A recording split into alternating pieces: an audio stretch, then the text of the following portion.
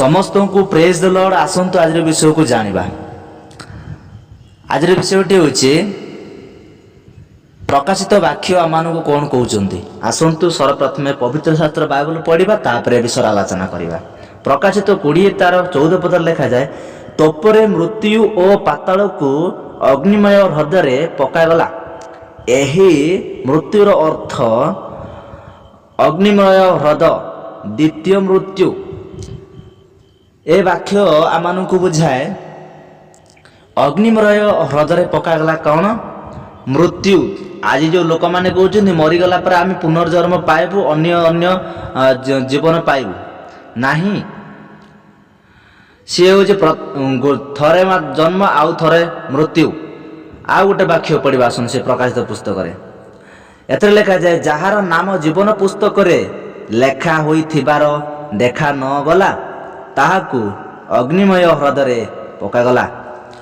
मोर प्रिय लोक माने आज जो माने जो कहते मरीगला परे कुकुर जन्म पाइबू कि ननी छेली जन्म पाइबू, चढ़े चिरगुणी के एमिति जन्म पाइबू लोक माने कहते, किंतु सेटा मिछ। एई जो अग्निमय हृदय जो जीवन पका जीव धर कहबाकू आमने जानिया पई चेष्टा करिबा। जेतेबेले आमे मनुष्य मात्र सृष्टि होइचंती, जन्म मात्र थरे आ मृत्यु मध्य मृत्यु दी प्रकार अच्छे। गोटे प्रकार अच्छे शरीर माध्यम रे, आउ गोटे प्रकार अच्छे आत्मा माध्यम रे।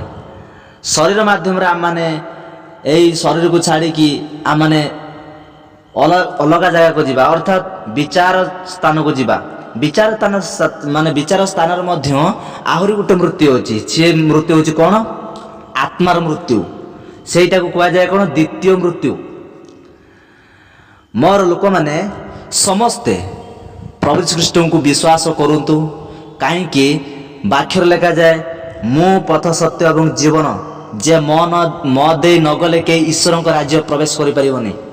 बा जीशु ख्रीष्ट को जे विश्वास न करी केही भी ईश्वर राज्य को देखि परिबो नाही, कि ईश्वर स्वर्ग राज्य को पहुंची परिबो नाही। आज लोक माने अनेक कहउचंती मरीगला माने सरीगला, आउ कि जीवन ना कि जीवन पाइबू ये भाया कहते नहीं। मनुष्य जीवन मात्र थरे आ मृत्यु दुई थर मु बोली कहूँगी। केमिति दुई थर? शारीरिक माध्यम रे, शरीर माध्यम रे आउ आत्मा माध्यम रे मृत्यु अच्छी।